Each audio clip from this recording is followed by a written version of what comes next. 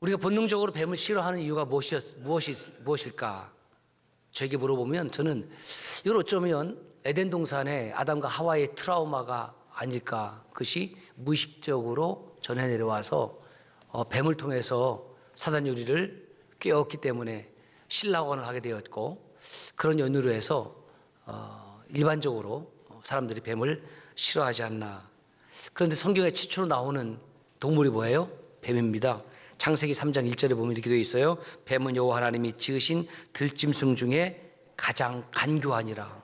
우리 하는 말씀 읽을 때에 자꾸 왜를 따지는 것이 좋은 태도입니다. 왜 하나님께서 모든 것을 선하고 아름답게 지으셨지 왜 뱀이 가장 간교하게 하나님이 그렇게 지으셨나? 간교라는 것은 무슨 뜻입니까? 간사하고 교활한 사람. 여러분, 모든 생물에는 자유의지가 있습니다. 동물도 또 강이나 바다에 사는 고기들도 자유의지가 있기 때문에 자기 의지대로 행동하는 겁니다. 선택할 수 있습니다. 그러나 그 선택의 결과는 다시는 선택할 수 없다는 제한점이 있기 때문에 자유의지라는 것은 반드시 무엇이 따라오냐면 책임이 따라오죠. 하나님께서 뱀을 간교하게 지으신 것이 아니라 뱀이 자유의지에 의해서 사탄에게 자기의 생각과 그 마음을 내어준 것입니다. 뱀은 물론 그 자체가 사탄은 아니지만 고대 근동에서부터 뱀은 혼돈과 악을 상징하는 동물이었습니다. 예수님도 이 뱀에 대해서 한번 언급을 하신 적이 있습니다. 오늘 말씀 요한복음 3장에 보면 사내들인 궁의 위원이었던 니고데모가 낮이 아니라 밤에 찾아옵니다. 자기 신분 때문에 아마 예수님을 만나는 것이 좀 부담스러웠을 것 같습니다. 찾아온 이유가 뭐냐면 예수님이 행하시는 기적을 보니까 이것은 일반 사람이 아니다. 이런 기적을 보니까 예수님은 하나님께서 보내신 사람이 임에 틀림이 없다. 그래서 예수님과 교제하기 위해서 찾아왔습니다. 그런데 예수님은 이 니고데모를 향해서 매우 중요한 말씀을 하시는데, 첫 번째로 네가 하나님 나라에 들어가려면 born again, 거듭나야 된다. 거듭나야 된다. 그 니고데모는 하나님을 신실하게 잘 믿고 있었던 사람임에 틀림이 없습니다. 그런데 유대교 신앙에서는 born again, 거듭남이라는 개념 자체가 없는데 그걸 말씀을 하시는 거죠. 그리고 만나러 온 내가 바로 메사이아, 그리고 그리스도임을 드러내십니다. 마지막으로는 오늘 민수기 21장의 말씀을 그대로 인용해서 이렇게 말씀하십니다. 모세가 광야에서 뱀을 든 것 같이, 직유법이죠. 인자도 들려야 하리니 이는 그를 믿는 자마다 영생을 얻게 하려 하심이라. 주님은 지금 모세가 광야에서 장대에 놋뱀을 달아서 이스라엘 백성들이 불뱀에 물려 죽게 되었을 때에 그들을 구원하였던 것처럼 주님 당신도 십자가에 들려야지, 그리고 십자가에 달린 나를 보고 믿는 자들이 영생을 얻는다, 구원을 얻는다, 이 말씀입니다. 이 말씀이 사실은 그렇게 이해하기 쉬운 말씀이 아니에요.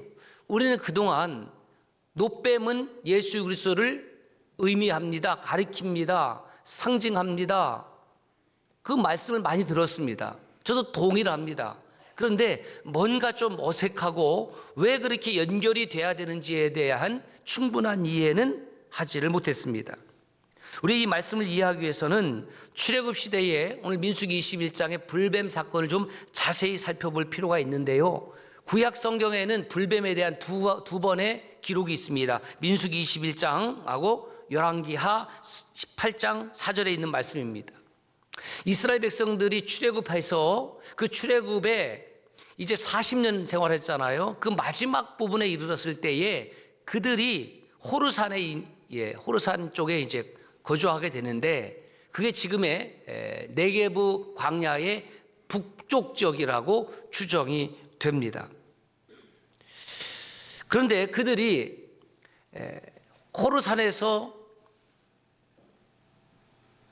가나안 땅으로 들어가는데 지름길로 가지 아니하고 그 에돔 땅을 우회해서 돌아서 가기로 모세 결정을 합니다. 그러니까 그 모세를 따르는 약 200만 명의 그 광야 백성들은 그것을 좋아하지 않았습니다. 지름길로 가면 되지. 그것은 모세가 또 에돔 족속과 굳이 부딪혀서 전투를 해야 되는 것을 피하기 위함이었습니다. 그러나 그런 모세를 이해하지 못하고 원망하고 불평했습니다. 민수기 21장 4절 같이 읽을까요? 시작. 백성이 호르산에서 출발하여 홍해길을 따라 에돔 땅을 우회하려 하였다가 길로 말미암아 백성의 마음이 상하니라. 홍해를 얌숲이라고 하거든요. 얌숲. 이거 이제 갈대바다라는 뜻인데 지금 갑자기 여기서 홍해가 나옵니다. 사실 홍해는 우리가 어디를 알고 있냐면 여러분 시나이 반도가 있잖아요. 왼쪽에 이집트가 있고 오른쪽에 이스라엘이 있는데 그 사이에 역삼각형 모양의 시나이 반도, 이 시나이 반도를 건너는데 이게 이제 홍해가 나오거든요. 여기가 바로 지금의 수에즈 운하가 있는 곳입니다. 수에즈만이에요. 그 다음에 오른쪽에 보면 또 아라비아 쪽으로 연결이 되는데 여기도 홍해예요. 여기 이제 아카바만이라고 하거든요. 그러니까 처음에 출애굽했을 때의 홍해는 그 왼쪽에 있는 홍해지만 오늘 읽은 이 메시지는 아카바만을 그 홍해를 의미하는 거예요. 그러니까 홍해가 성경에 한 군데가 아니라 두 군데라는 뜻입니다. 자, 이스라엘 백성들이 뭐라고 비평하게 됐습니까? 첫째는 왜 우리를 애굽에서 인도해내어 광야에 죽게 하는가? 여러분 이것이 팩트 체크라면 사실이 아닙니다. 애굽에서 이끌어낸 것은 이스라엘 백성들을 죽이기 위해서 이끌어낸 것이 아니에요. 두 번째, 이곳에는 먹을 것도 없고 물도 없도다. 여러분 광야는 원래 물도 없고 먹을 것도 없는 곳입니다. 그러면 40년 동안 이스라엘 백성들은 광야에서 마시지 못했습니까? 먹지 못했습니까? 세 번째로는 이 하찮은 음식으로 인하여 싫어한다. 여러분 이 하찮은 음식이 가리키는 것이 무엇입니까? 하나님이 새벽마다 내려주시는 만나예요. 하나님이 주시는 메추락입니다. 하나님이 주시는 것을 하찮게 여기는 겁니다. 해도 해도 너무 한 것 아닙니까? 하나님이 주시는 것이 있으면 오히려 감사가 넘쳐야 될 텐데 그것으로 지금 불평하고 있잖아요. 출애굽 40년 동안 이스라엘 백성들이 성경에 기록된 것만 9번 원망하고 불평 나옵니다. 9번. 그러니까 그 이상 자잘하게 원망하고 불평했을 겁니다. 그게 9번입니다. 따지면 평균 4년에 한 번꼴로 그 재석이 감사가 끊어지고 심심하면 원망하고 불평한 거예요. 여러분 그렇습니다. 왜 원망과 불평이 나오는지 아십니까? 여러분 삶 속에 감사가 사라졌기 때문에 그렇습니다. 감사가 사라진 자리에는 언제나 원망이 나오고 불평이 나오는 겁니다. 이런 불평을 최근에 하셨습니까? 자신을 돌아보세요. 어느새 내 입에서 감사가 사라졌구나. 그런데 그 원망하고 불평하게 되면 어떤 일이 일어나는지 아십니까? 내가 누구를 향하여 원망했습니다. 불평했습니다. 그 사람에게 문제가 생기는 것이 아니라 원망하고 불평한 나에게 문제가 생긴다는 것을 알아야 돼요. 나에게 결코 유익한 것이 아님에도 불구하고 우리의 예쁜 성은 그렇게 원망하고 그렇게 불평합니다. 그런데 나 이제 주님의 새 생명 얻은 몸, 주님의 은혜를 사모하고 은혜 받은 사람의 입에서는 자동으로 감사가 나오는 거죠. 365일 감사가 나오는 것이죠. 365일 감사가 없다고 하면 나는 이미 지금 불평하고 있는 것입니다. 사실 이스라엘 백성들이 출애굽했던 1세대들, 그 1세대들과 광야에서 태어난 2세대들의 원망과 불평은 조금 다릅니다. 1세대들이 원망하고 불평했던 대상은 지도자 모세였습니다. 그런데 2세대들이 불평하고 원망했던 것은 모세 플러스 하나님. 광야에서 태어난 2세대들은 대놓고 하나님을 원망하고 불평했습니다. 그래서 조지 코츠라는 교수는 이들의 원망과 불평의 성격을 그냥 언짢은 표정이 아니고 이것은 하나님을 향한 노골적인 반역이라고 그랬습니다. 노골적인 반역입니다. 여러분, 이 시대는 어떻습니까? 하나님을 믿는 사람들이 그 믿음의 길에서 벗어나니까 이 세상은 그 사람들뿐만 아니라 하나님을 노골적으로 비난합니다. 하나님을 섬기던 사람이 믿음의 길을 떠나니까 노골적으로 하나님을 비난합니다. 누가 정말 힘든 사람인지 아십니까? 신앙생활하다가 신앙생활 중단한 사람들, 신앙생활하다가 그 길에서 벗어나는 사람들은 오히려 더 교회를 핍박하고 그리스도인들을 비난하고 힐난합니다. 그것이 하나님께 대한 범죄인 줄을 모릅니다.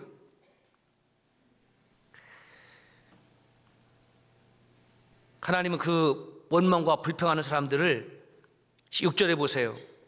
죽이셨습니다. 하나님께서 죽이시는 것이 즐거워서 죽이시는 것이 아닙니다. 하나님을 원망하는 것은 하나님을 대적하는 것입니다. 하나님을 대적하는 끝에는 사망이 찾아오는 거예요. 하나님을 대적하여 살 수 있는 존재는 온 우주 공간에 없습니다. 우리는 하나님이 지은 피조물입니다. 하나님 형상대로 지은 귀한 존재입니다.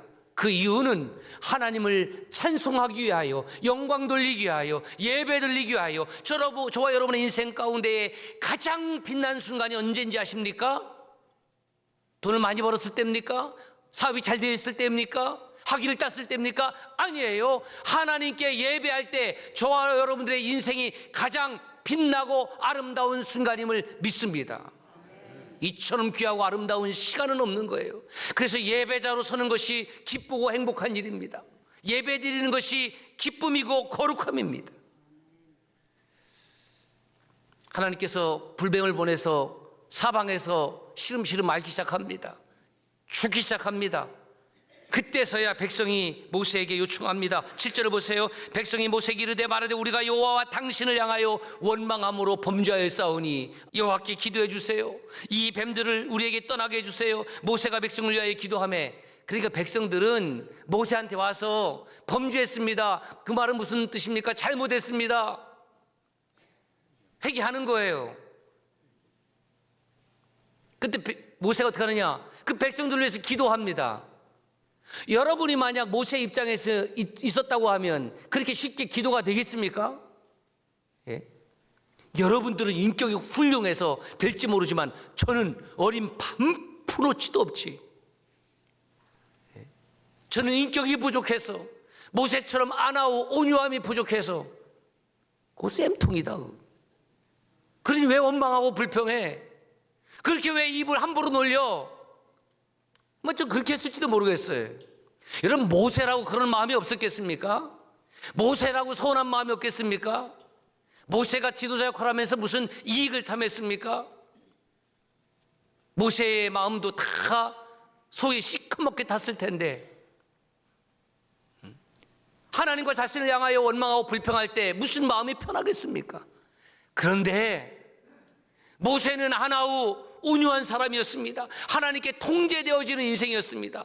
그래서 그 백성들이 죽어나가는 모습을 보고 그냥 쌤통이다가 아니라 그들을 위하여 하나님께 기도했더니 하나님께서, 야, 저 불뱀을 이길 수 있는 것은 놋뱀을 만들어서 장대에 매달고 그것을 쳐다보면 살 수 있다. 얼마나 급하게 놋을 녹여서 놋뱀을 만들어서 장대에 매달았겠습니까? 이 놋뱀의 사건을 우리가 쉽게 이해하기 어렵다는 겁니다. 이게 문화적 차이가 있어요. 제가 고대 이집트와 구약 성경이라는 존 디 커리드라는 리폼드 티올로지컬 세미나리, 미국의 개혁 신학교 교수분인데, 이분이 구약과 고대사에 이제 정통하신 분입니다. 이분의 주장이 매우 설득력이 있어서 제가 차용을 합니다. 이 커리드 교수님은 불뱀 사건을 이집트의 문화 속에서, 그 상징 속에서, 그리고 신앙의 관점에서 이 문제를 파헤칩니다. 고대 이집트에서 뱀은 왕의 통치권을 상징했습니다. 사실 이집트 사람들도 그 사막의 뱀이 얼마나 독이 센지 몰라요. 싫어합니다. 뱀은 무서워하는 존재예요. 그런데 무서워하는 존재이기 때문에 뱀을 숭배한 겁니다. 왜? 나보다 더 힘이 센 존재로 인식을 해서 그 센 존재에게 내가 잘 보여야지만이 그 해를 받지 않는 거예요. 여러분, 우상이 어떤 것이 우상인지 아십니까? 우리에게 공포감을 심어주는 거죠. 무서움을 심어주는 거예요. 이집트 고대 신화 문서에는 이런 글이 써 있습니다. 같이 읽어볼까요? 시작.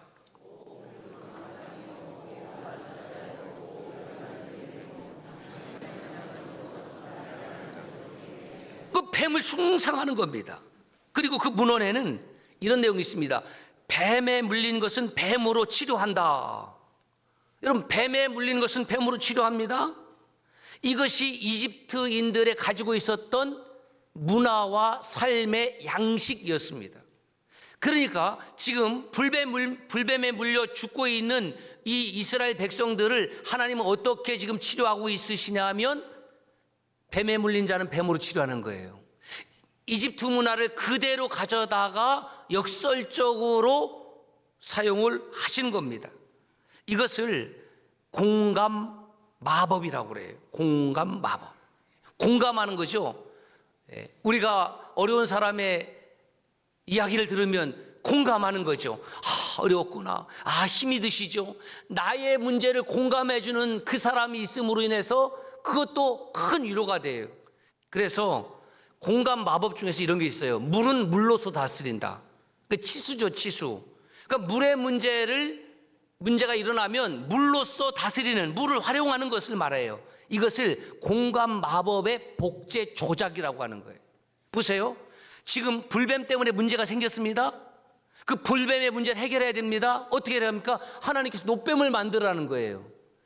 뱀을 뱀으로서 공감해주고 뱀을 노뱀으로 복제한 거예요. 그래서 공감 마법의 복제 조작. 하나님은 이집트 문화를 공감하셨습니다. 이집트 문화를 잘 알고 있으니까.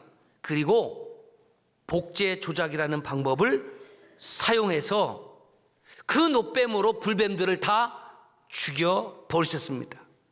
이집트의 상징과 문화를 사용하여 그 본래의 의미를 뒤집고 여호와의 절대적 우월성과 야훼의 승리를 선포한 사건입니다. 이스라엘 백성들은 애굽에서 430년 동안 노예 생활을 했습니다. 그들은 노예 의식으로 쪄들었습니다. 그들은 애굽의 사상과 문화에 깊이 쪄들었습니다. 그래서 악한 우상의 문화에 사로잡혀 있었기 때문에 원망과 불평이 끊임없이 나왔던 거예요. 깨달았습니다. 우상을 섬기는 사람들의 삶은 뭐냐면 끊임없는 원망과 불평이에요.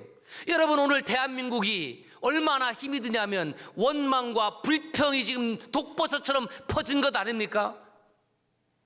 동의 안 하십니까?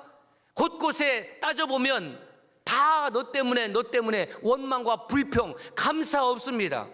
무슨 감사가 있습니까? 마치 불뱀처럼 여기저기 다니면서 같은 국민을 향해서 보이지 아니하는 총질을 하고 지금 죽여야만 사는 무시무시한 사회가 지금 되어 있지 않습니까? 감사가 사라졌습니다. 그러다 보니까 신앙생활하는 믿음의 사람들에게도 감사가 사라졌습니다. 불뱀에 물렸습니다. 독이 들어왔습니다. 여러분, 어떻게 됩니까? 독이 오르는 거예요. 도끼가 올라서 도끼가 오르니까 감사도 없고 찬양도 없고 기쁨도 없고, 그것이 애굽의 문화였다라는 겁니다. 공포 통치, 그죠? 두려움을 줘서 하는 통치. 저 이집트 2번 가봤거든요. 그 이집트 문화를 저한테 정의를 한다면 이렇게 정의하고 싶어요. 죽음의 문화. 다 미이라 만들어 놓고 사람부터 원숭이 다 미이라 만들어 놓고 그 죽음을 보여주는 거예요. 제가 몇 번 보다가 질려서 안 돌아갔어요. 여러분, 기독교 신앙은 하나님은 우리에게 생명을 보여주는 신앙인 줄 믿습니다. 그 죽음을 팔아먹고 있으니까 그 땅은 발전할 수가 없는 거예요. 하나님은 이렇게 애굽 문화를 비판적으로 재해석하셔서 여호와 신앙의 독특성을 드러내셨습니다. 우상들은 힘을 통해서 자기에게 복종시키기를 원하셨다면 하나님은 힘이 아닌 문화를 이용해서 그들을 통치하셨습니다. 문제는 이스라엘 백성들 가운데 이런 뿌리 깊은 종의 의식 때문에 이렇게 치유받았음에도 불구하고 그 이후 700년 동안 남유다의 13번째 왕 히스기야 왕 때까지 그 놋뱀이 마치 하나님인 것처럼 숭배했다라는 겁니다. 놋뱀에서 자기들을 치료하는 능력이 나온 것으로 착각했다는 거예요. 그것이 아니고 그 상징을 통해서 하나님이 치유하셨음에도 불구하고 살아계신 하나님을 섬긴 것이 아니라 놋뱀을 섬겼기 때문에 하나님은 유다 백성들에게 심판을 행하셨고 히스기야는 그 놋뱀을 부수어 버리고 느후수단이라고 했습니다. 느후수단이라는 말은 이런 뜻이에요. 놋조각이다. 너희들이 왜 놋조각을 섬기고 있느냐는 거죠. 그 놋뱀 조각을 섬기는 것이 아니라 그 놋조각을 통해서 역사하시고 치유하시는 하나님을 바라보라는 겁니다. 우리는 십자가에 나위하여 달리신 예수 그리스도를 믿고 섬기는 사람들이지 나무 십자가를 믿는 사람들이 아닙니다. 예수 없는 나무 십자가는 나무에 불과한 것 아닙니까? 그런데 그 나무 십자가가 마치 능력인 것처럼, 그래서 무슨 드라큘라 하면 십자가 딱 나타나면 막 드라큘라가 물러가고, 요즘은 또 세져갖고 십자가 아무리 해도 옛날 드라큘라는 어머 무서워하고 도망갔는데 요즘은 도망가지도 않아. 아주 더 뻔뻔해. 그래요 여러분, 나무 십자가 그 자체는 능력 있는 것이 아니에요. 나무 위에 나를 위하여 십자가를 지신, 죽음을 당하신 예수 그리스도에게 모든 권세와 능력이 있는 줄로 믿습니다. 그래서 요한계시록 7장 10절에는 이렇게 말씀합니다. 보세요, 시작. 구원하심이 보좌에 앉으신 우리 하나님과 어린 양께 있도다. 우리에게 죽음이 찾아왔습니다. 불뱀에 물렸듯이 죄에 물려서 모든 사람이 죽게 되었는데 우리 주님이 십자가에서 죽으심으로 우리를 그 죽음 가운데에 살리셨습니다. 우리에게 저 십자가에 쌓이는 구원과 생명의 사인입니다. 그러나 예수님이 니고데모에게 이 이야기를 하실 때 그 십자가는 그런 의미가 아니고, 당시 로마인들이나 소국인 모든 피지배 민족들에게 저 십자가는 무서운 형틀, 죽음의 상징이었습니다. 그러므로 공감 마법의 복제 조작은 이렇게 이루어진 겁니다. 그 죽음과 형틀의 상징이었던 십자가에서 그 죽음의 상징인 십자가로 우리에게 찾아온 죽음을 죽이신 거죠. 누가? 예수 그리스도께서. 그러므로 주님은 십자가에서 우리의 죽음을 깊이 깊이 공감하시고 깊이 깊이 슬퍼하시고, 절대로 죽을 수 없다, 그렇게 끝날 수 없다, 나의 형상대로 지음받은 나의 아들이고 딸이다, 그러므로 십자가에 달린 나를 바라보아라. 놋뱀을 바라보고 이스라엘 백성들이 광야에서 살아났듯이 오늘 십자가에 달린 나를 바라보아라. 그리하면 살 것이다, 그리하면 영생을 얻을 것이다, 그렇게 말씀하고 있습니다. 불뱀에 물려 죽게 되었을 때 놋뱀 바라보라. 뭔 소리야? 어떻게 놋뱀 바라보면 내가 지금 살아? 그렇게 고집 피운 사람들도 있겠지요. 고개 한번 드는 것이 어렵겠지요. 그거 참 어렵습니다. 그것이 순종이거늘. 교회 한번 나오는 것이 그렇게 어렵지요. 어렵습니다. 한 번 나오는 것이 그렇게 어렵습니다. 그런데 나오면, 고개 한번 들면 그 속에 구원의 길이 있고 영생의 길이 있는 것을. 디트리 보네포 목사님은 이 불뱀 사건에 대해서 이렇게 말씀을 하셨는데 중간만 잘라서 제가 읽겠습니다. 그들은 징벌과 죽음을 통해서만 하나님을 가까스로 발견할 수 있었습니다. 우리의 죄책 속에, 징벌 속에, 죽음 속에 계시는 하나님, 그분은 십자가에 못 박힌 그리스도이십니다. 그분을 발견하는 사람은 살 것입니다. 우리가 우리의 죄책과 징벌로 눈길을 돌리는 데는 하나님에게 이르는 통로가 있기 때문입니다. 사랑하는 여러분, 나의 허물과 죄를 바라보는 것은 그 속에 예수 그리스도의 십자가를 바라볼 수 있기 때문입니다. 하나님은 불뱀을 공감 마법하여 노뱀으로 복제 조작하시고 살려주셨듯이 예수 그리스도는 우리의 죽음을 공감 마법하시고 십자가의 죽음으로 복제 조작하여 살리셨습니다. 그래서 주님께서 니고데모에게 구약 민수기 21장 모세의 노뱀 이야기를 꺼내신 것입니다. 예수 그리스도의 십자가, 그 주님의 공감 마법, 그 복제 조작은 오늘도 우리 삶 속에 계속되고 있습니다.